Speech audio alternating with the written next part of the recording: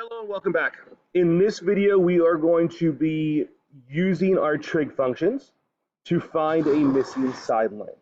So in this first example, it asks us to figure out what is the side length of AC, which is going to be this side right here. So what we need to do first in order to solve this is find an angle. So we have 53 right here. Find a side length that we have a known number for, which in this case we'll use 5. And then identify what we're trying to find, which is x over here, which is AC. So the first thing we need to do is label what part is what part. So right off the bat, I know that 5 is my hypotenuse because it's across from the right angle. X is going to be the opposite side compared to 53 because it's sitting across from it. So now if I look at my SOHCAHTOA device, we have to figure out, okay, what trig function here makes the most sense to find x? So I know that I have O and I have H. So as I look through here, I want to find the ones that relate O and H together.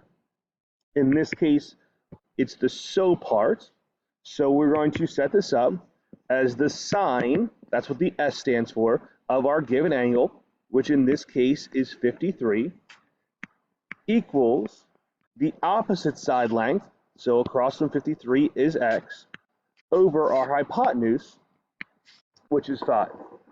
So now I just need to solve for x, and to do this, I have x over 5, so I'm going to multiply both sides of our equation by 5, and when I do that, dividing by 5 and multiplying by 5 cancel out, so I'm left with 5 times sine of 53 equals x.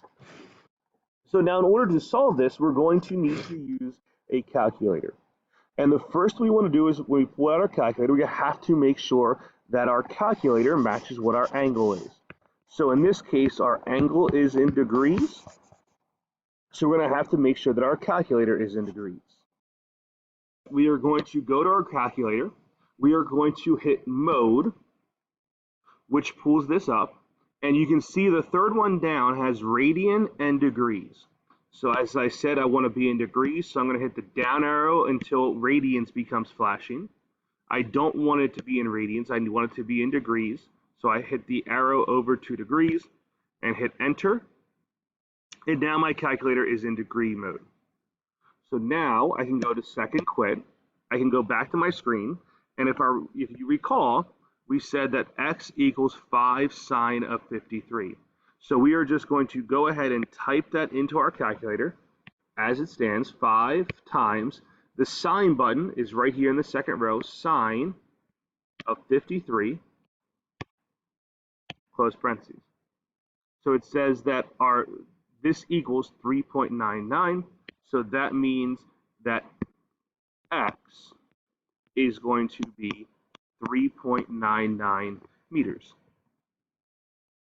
which makes sense because it needs to be smaller than 5 because 5 has to be the biggest, so we would expect that x is going to be smaller than that. Okay, moving on to the next example. We have find the value of x in this triangle.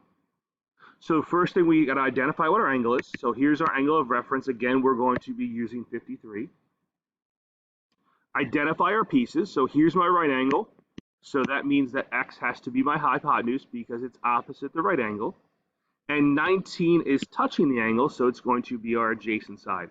So I need to figure out what trig functions relates the adjacent and the hypotenuse. So I'm going to look at SOHCAHTOA again. And again, if it helps you, I would write that out to help me remember. So as I look here, which side or which trig function has A and H in it? Well, in this case, it's going to be the co part, which is cosine. So I set up my ratio, cosine of our given angle, which in this case is 53, equals the adjacent piece over the hypotenuse, which we can call x, or I put an h in by accident, so I'll rewrite that and put an x down. Okay, so now to solve this, do the same thing. I'm going to multiply both sides by x. That's going to cancel out, so I get x cosine of 53 equals 19. And cosine of 53 is just going to be a number. So to get x by itself, I need to divide both sides by cosine of 53. So I get that x equals 19 over cosine of 53. I go to my calculator, type it in. So it's 19 divided by cosine, which again is right in that second row, of 53. And it turns out to be 31.57. So we say x is 31.57. Okay, so I'm going to stop this video here. Now you can move on to the last video on solving a right triangle.